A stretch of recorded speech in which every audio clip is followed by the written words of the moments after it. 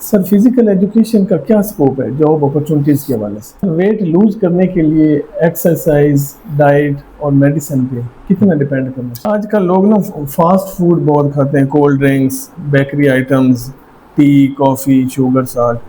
इसका यूज़ किस हद तक करना चाहिए? बच्चों को कोई मैसेज देना चाहें कि वो इंटरव्यू प्रेपरेशन कैसे करें? हौसला बुलंद, सीना चौड़ा जट दा, हौसला बुलंद, सीना चौड़ा जट दा, एवें ते नहीं पिंड पिंड रौला जट दा। लोग पूछना चाहते हैं कि ना जो प्लेयर्स को गोल्ड मेडल मिलता है, जैसे आपको हांगकांग में 4 गोल्ड मेडल मिले, जी जी। तो इसमें कितने ग्राम गोल्ड? कोई इतना प्यारा कैसे हो सकता है, फिर सारे का सारा कैसे हो सकता है, तुझसे मिलके जब उदासी कम नहीं होती, तेरे बगैर गुजारा कैसे हो सकता है। सर इंटरव्यू में एक सवाल होता है कि गेम्स एंड स्पोर्ट्स में क्या डिफरेंस है? सर आपके नज़दीक स्कूल और कॉलेज लेवल पर फिजिकल एजुकेशन का क्या रोल होना चाहिए? अस्सलाम वालेकुम, मैं अहमद यार लेक्चरार, और आज हमारे साथ मौजूद हैं प्रोफेसर डॉक्टर मोहम्मद अब्दुल जमाद अदनान साहब। आप पंजाब यूनिवर्सिटी में प्रोफेसर हैं फिजिकल एजुकेशन डिपार्टमेंट में, और इसके साथ इन्होंने 6 time Asian power lifting champion रहे हैं, 2 times Commonwealth power lifting champion, many time national champion, star laureate of Pakistan award, star legendary award of Pakistan भी अपने नाम कर चुके हैं। तो आज हमारी इनसे डिस्कशन होगी। थैंक यू सर, आपने वक्त दिया, बहुत शुक्रिया। सर अपने बारे में कोई अचीवमेंट जो अपने बताना चाहें? अचीवमेंट सर ऐसे है कि लाहौर से ही मैं बिलोंग करता हूँ, और बाय बर्थ हम यहीं के मैं रेजिडेंट हूँ। 2001 में मैंने अपना कह लें कि प्रोफेशनल स्पोर्ट्स कैरियर आगाज़ किया था उसका। 2004 में पहली दफ़ा एशियन चैम्पियन बना, फिर 6 में, फिर 2008 में, फिर 2013 में, फिर 2014 में, 2024 में। उसके बाद जो है वो 6 दफ़ा एशियन चैम्पियन बना, 2 दफ़ा 2013 में, और 2005 में जो है वो कॉमनवेल्थ पावर लिफ्टिंग चैम्पियन हुआ। और 2004 से लेकर 2024 तक जो है वो back to back national champion साथ में रहा हूँ। ये मेरी कह लें कि पावर लिफ्टिंग की स्पोर्ट्स अचीवमेंट्स हैं। पाकिस्तान का बेस्ट प्लेयर, पाकिस्तान का रिकॉर्ड होल्डर भी रहा हूँ। इसके साथ साथ जूनियर वर्ल्ड सिल्वर मेडल जो है वो मैंने विन किया अपनी कह लें कि जूनियर डिवीजन में, जब मैं जूनियर के एज ग्रुप में था।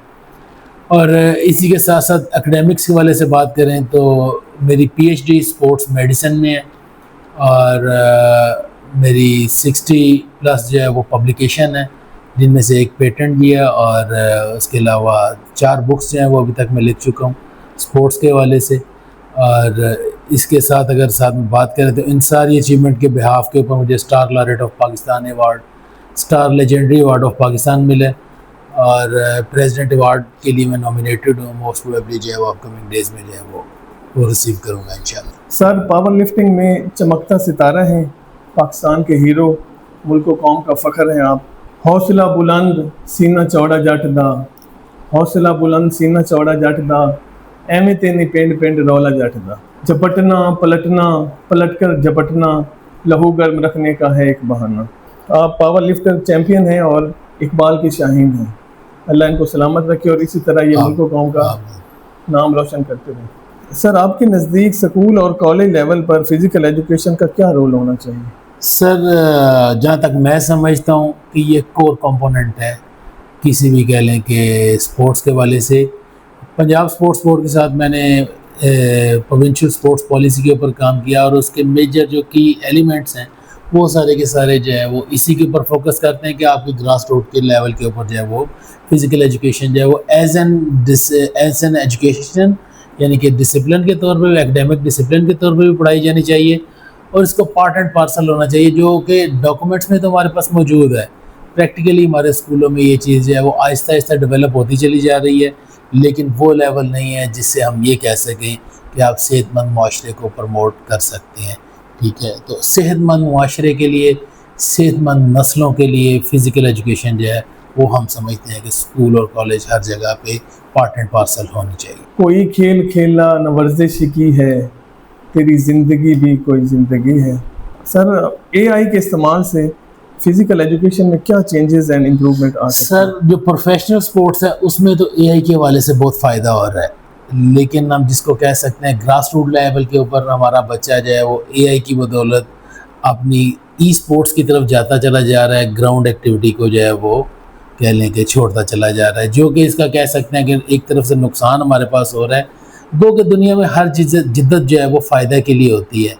माइट पॉसिबल फ्यूचर में इसका बेहतरीन फ़वाइद जो है वो हासिल हो सकें। मौजूदा दौर हाज़िर की बात करें तो एआई की वजह से जो बच्चों के ऊपर है वो इसके असरात मैं समझता हूँ कि मनफी पैदा हो रहे हैं। नतीजतन किस वजह से कि जितनी एआई जनरेटेड ई गेम्स हैं आपके पास सारी की सारी वो आपके पास मोबाइल के ऊपर या आपके पास इन कह लें कि इलेक्ट्रॉनिक फैसिलिटी के ऊपर मौजूद हैं, जिनका इस्तेमाल हम जो है वो क्या कर पा रहे हैं कि फ़िज़िकली ग्राउंड में परफॉर्मेंस उसकी बच्चा नहीं दे पा रहा। हाँ, जितनी प्रोफेशनल स्पोर्ट्स में उनमें हम बात करें तो क्योंकि प्रोफेशनल स्पोर्ट्स आपको सहूलत डिमांड करती है, तो एआई जो है वो उनको कह लें कि सहूलियात जो है वो प्रोवाइड कर रहा है, जिसका नतीजा ये हो रहा है कि प्रोफेशनल स्पोर्ट्स में डेवलपमेंट का पैटर्न जो है उसकी स्पीड बढ़ गई है आपकी एआई की मदद से। सर फिजिकल फिटनेस और मेंटल हेल्थ की कितनी अहमियत है? सर दोनों एक दूसरे के साथ जुड़े हुए हैं। अच्छी फिजिकल फिटनेस आपको सेहतमंद दिमाग की जो है वो कह लें कि तरफ लेकर जाती है। आपका सेहतमंद दिमाग आपकी अच्छी सोच को डेवलप करता है और अच्छी सोच हमेशा माशरे में पॉजिटिव रोल प्ले करती है, आपका माशरा अच्छे अंदाज में ग्रो करता है। पावर लिफ्टर को कौन से चैलेंजेस फेस करना पड़ते हैं उसके लिए, डाइट और एक्सरसाइज? सर वो जिन्हें पंजाबी च कहते हैं ना कि भुख सब तो पहले मार दी है ना, तो पावर लिफ्टर जो है वो पावर लिफ्टिंग की स्पोर्ट्स स्ट्रेंथ स्पोर्ट्स है, हम कहते हैं ताकत की गेम है। हाई प्रोटीन डाइट इसका कह लें कि बेसिक एलिमेंट है आपके पास, जिससे आपने स्ट्रेंथ के एलिमेंट को कह लें कि प्रमोट करना होता है। तो हमारे पास क्या होता है कि पावर लिफ्टिंग में आपके पास जो डाइटरी एलिमेंट्स जितने हैं वो सारे पूरे करने के लिए आपको फाइनेंशियल कॉन्स्टेंट होते हैं। सेकंड ये कि हम अगर बात करें कि हमारा टैलेंट इसके हवाले से तो वो बहुत ज़्यादा है, जो मार पड़ती है वो इसी वजह से पड़ती है कि सहूलियात की कह लें कि फुकदान है हमारे पास, कह लें कि खुराकी मामलात का या डाइटरी एलिमेंट्स का फुकदान है, जिसकी वजह से क्या होता है कि हमारा प्लेयर अच्छा जो है वो ग्रो नहीं कर पाता। अदरवाइज़ पाकिस्तान में पावर लिफ्टिंग में बात करें तो वर्ल्ड चैम्पियन पैदा करने की एबिलिटी जो है वो मौजूद है। और एथलीट की परफॉर्मेंस इंप्रूव कैसे हो सकती है? सर एथलीट की performance proper coaching, proper diet, proper guideline, जिसको कह लें कि फ़िज़िकल एजुकेशन की ज़ुबान में जिसे हम कहते हैं डेलीगेटरी कोचिंग के थ्रू जो है आप इसको प्रमोट अच्छे अंदाज में कर सकते हैं।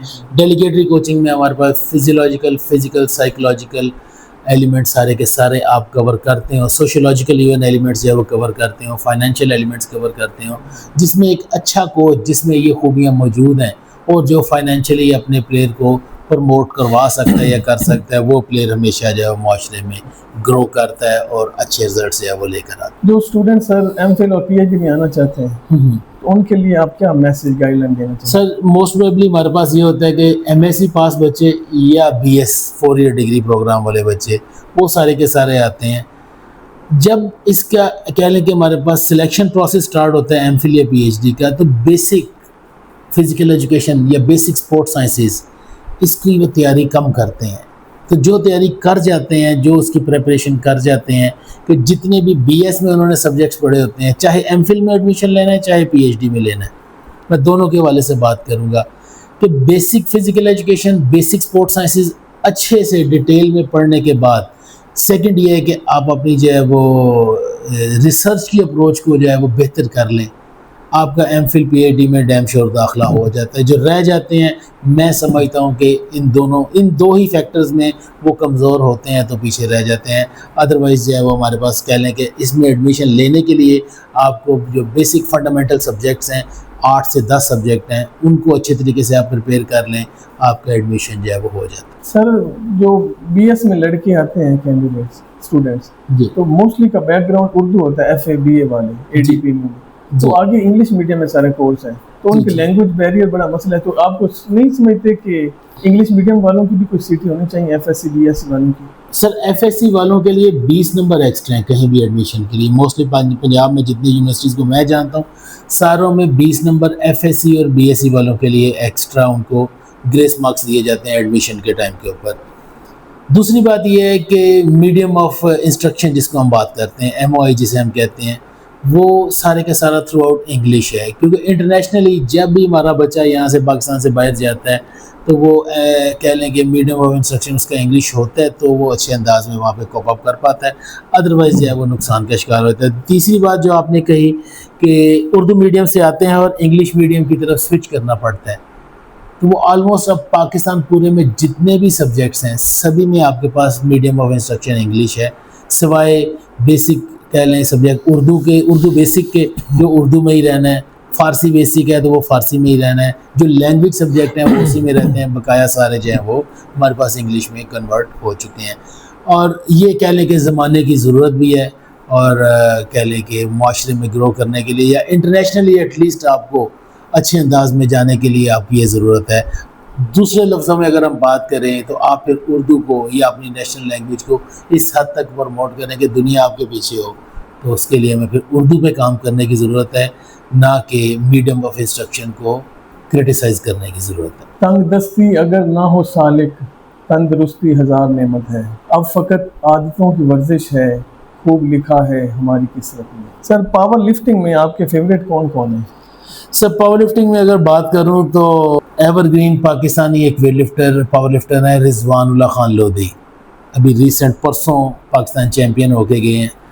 और मेरे अगर मुझे बात करें तो फेवरेट 3 प्लेयर जो है वो रिजवानुल्ला खान लोधी हैं फ्रॉम पाकिस्तान, और जैपनीज़ प्लेयर है डाइसिके एवरगार एवस्टी, स्टार प्लेयर हॉल ऑफ द फेम रह चुके हैं, वो मेरे कह लें कि फेवरेट प्लेयर हैं और जिनको इवन मैं भी फॉलो करता हूँ। मैं पाकिस्तान में बेंच प्रेस का बेस्ट प्लेयर माना जाता था अपने वक्त में, ठीक है, बेस्ट बेंचर माना जाता था और मैं उसको फॉलो करता था क्योंकि वो दुनिया का बेस्ट बेंचर जो है वो माना जाता था अपने वक्त।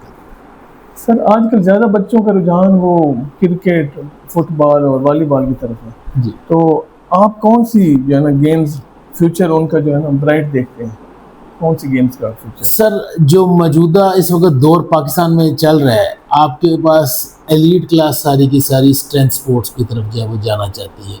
हमारे जो बॉडी बिल्डिंग के जिम जितने भी थे, जो फिटनेस के जिम थे, वो अब स्ट्रेंथ स्पोर्ट्स की तरफ कन्वर्ट हो रहे हैं और स्ट्रेंथ स्पोर्ट्स की टॉप के ऊपर, टॉप नॉच के ऊपर जो है वो पावर लिफ्टिंग बैठी हुई है।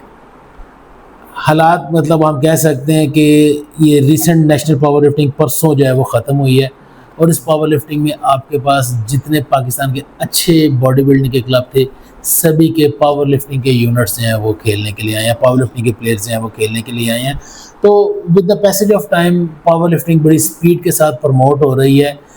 इसके पीछे पीछे बाकी स्पोर्ट्स मैं समझता हूँ, और पाकिस्तान की हिस्ट्री में पिछले 5 साल से 7 साल, 5 साल एटलीस्ट आप उठा लें तो 5 सालों में जितनी highest number of medals power lifting ने पाकिस्तान के लिए लाए हैं, पाकिस्तान की किसी भी स्पोर्ट्स ने उतने मेडल्स हैं वो लेकर नहीं है, चाहे वो क्रिकेट है, चाहे वो हॉकी है, फुटबॉल है, इंडिविजुअल स्पोर्ट्स है, बैडमिंटन है, एथलेटिक्स है या व्हाटएवर जो भी स्पोर्ट्स है, highest number of medals Pakistan के लिए हमेशा पावर लिफ्टिंग ने लाए हैं। लास्ट ईयर 2024 की बात करूं तो 2024 में 71 मेडल्स जो हैं वो 71 गोल्ड मेडल्स पाकिस्तान ने पावर लिफ्टिंग में लेकर आए हैं। पाकिस्तान के प्लेयर्स दुनिया के मुख्तलिफ ममालिक में खेलने गए हैं और ये मेडल्स, नंबर ऑफ मेडल्स जो हैं वो लेकर आए हैं। सर इंटरव्यू में एक सवाल होता है कि गेम्स एंड स्पोर्ट्स में क्या डिफरेंस है? जी, तो जैसे ओलंपिक गेम्स जी तो और स्पोर्ट्स है बेसिकली। स्पोर्ट्स जो है वो आपके पास, हम ये सवाल ऐसा सवाल है आपके पास जिसका आज तक सही जवाब जो है वो किसी एक्सपर्ट ने माना नहीं है या किसी एक्सपर्ट ने उसको कबूल नहीं किया, क्योंकि हर बंदे की अपने अपना सोचने का तरीक़ेकार है। नॉर्मली हम ये कहते हैं कि आपके पास जो भी एक्टिविटी आपके पास अंडर रूल एंड रेगुलेशन हो उसको जो है वो हम कहते हैं ये आपके पास क्या मानी जाती है, गेम मानी जाती है।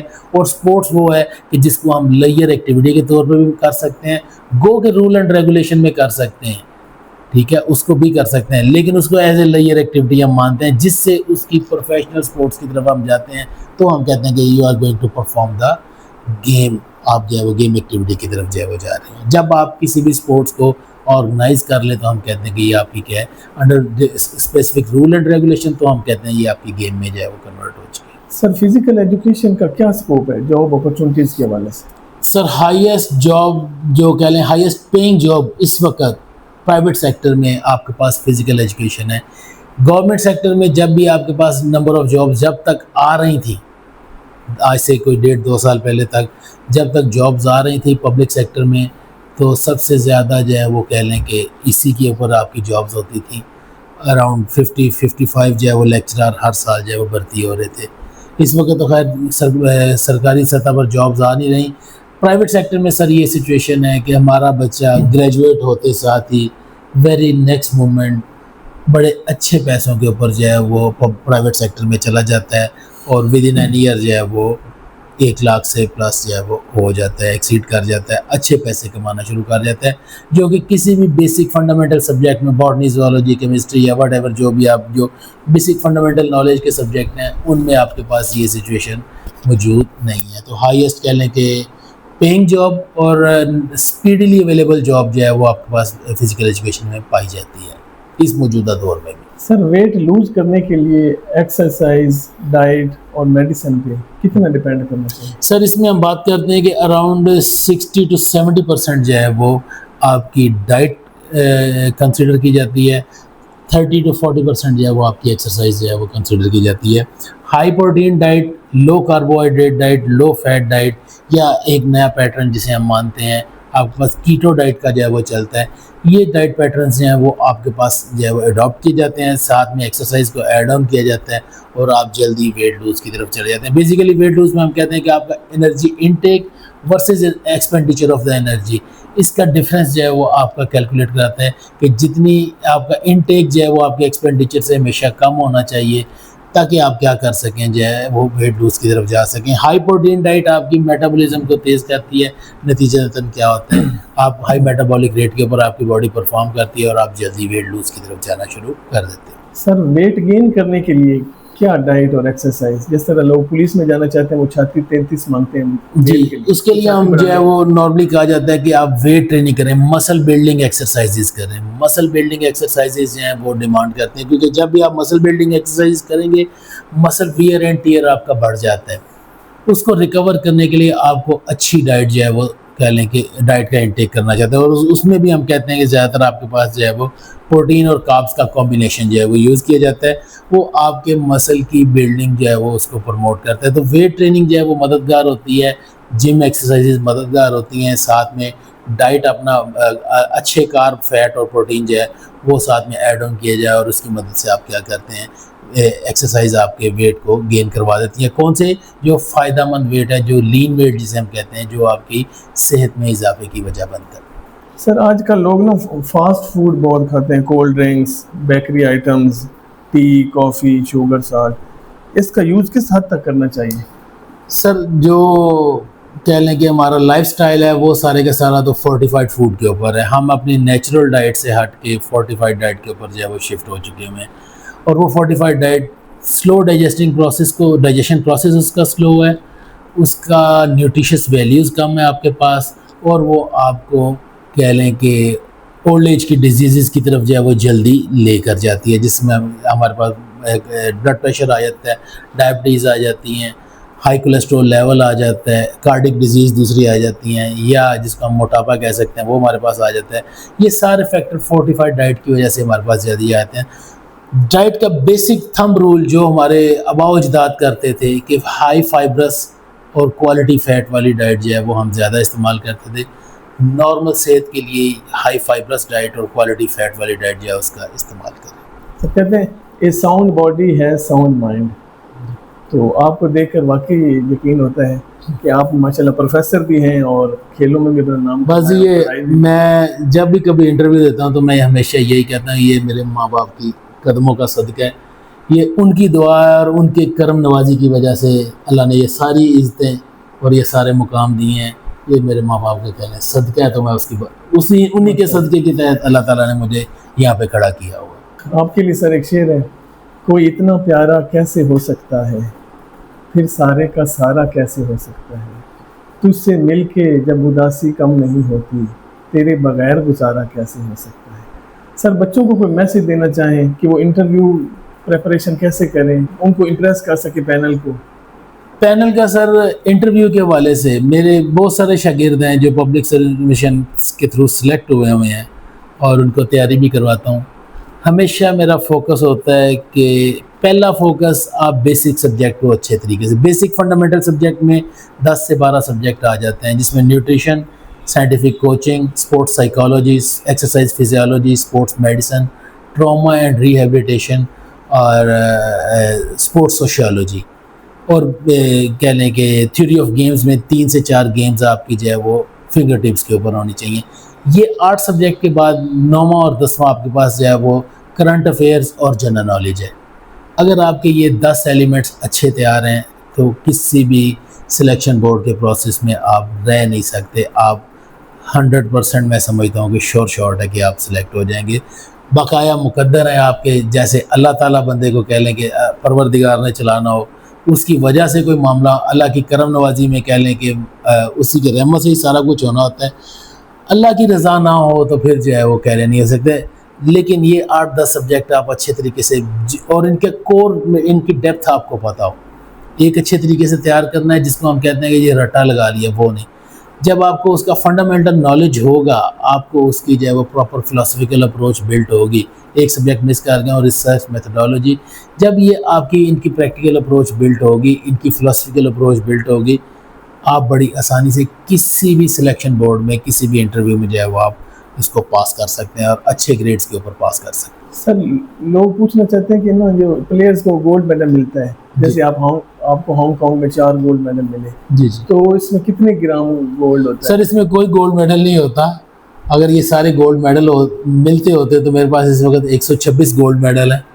ठीक है, वो 126 गोल्ड मेडल जो है वो बड़े पैसे दे देते हैं, इनमें से कोई गोल्ड मेडल नहीं होता है। आपके पास ये गोल्ड कलर पॉलिश होता है, इवन गोल्ड पॉलिशिंग भी नहीं होती, गोल्ड कलर पॉलिश होता है, इससे ज़्यादा इसमें जो है वो कुछ भी नहीं होता। और साथ में कोई कैश प्राइज भी मिलता है? नहीं जी, पावर लिफ्टिंग में मौजूदा तो आज तक कोई कैश प्राइज़ नहीं मिला, तो ना ही इसमें कैश प्राइज़ जो है वो इंटरनेशनली मिलते हैं। सर, हुकूमत से कोई डिमांड करना चाहें सब कि वो फिजिकल एजुकेशन को सपोर्ट करे, कोई आपकी कोई? सर वो मैं तो आपकी तरह पहले भी जो इंटरव्यू लेने आते हैं या इंटरव्यू देने जाता हूँ तो मैं कहता होता हूँ कि हुकूमत, मेरी उम्र तो गुजर गई, मैं तो स्पोर्ट्स में जैसा भी कर सका, जितना भी कर सका, अल्लाह की करम नवाजी, माँ बाप की दुआओं के बाद अपने बलबूते पे कर सका। मेरे बाद आने वाली नस्लों के लिए आप बेसिक फैसिलिटीज़, बेसिक सहूलियात, जो जिसको हम इक्विपमेंट कहते हैं, कम अज़ कम वही प्रोवाइड कर दे हुकूमत। किसी भी सतह के ऊपर जो है वो कह लें कि प्रोवाइड करते, किसी भी एक सतह के ऊपर प्रोवाइड कर दे तो हमारी आने वाली नस्लें जो हैं वो पावर लिफ्टिंग में या दूसरी स्पोर्ट्स में अगर प्रोवाइड कर दें तो उसमें अच्छा ग्रो कर जाएंगी।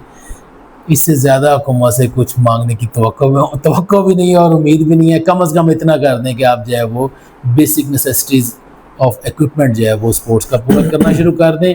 वो बेसिक नेसेसिटीज़ पूरी हो जाएंगी, प्लेयर खुद ब खुद डेवलप होना शुरू हो जाएंगे। तू शाही है, परवाज़ है काम तेरा, तेरे सामने आसमां और भी है। बहुत शुक्रिया सर, आपने अपना कीमती वक्त दिया। इसी तरह आप इल्म बांटते रहें और मुल्क व कौम का नाम रोशन करते रहें।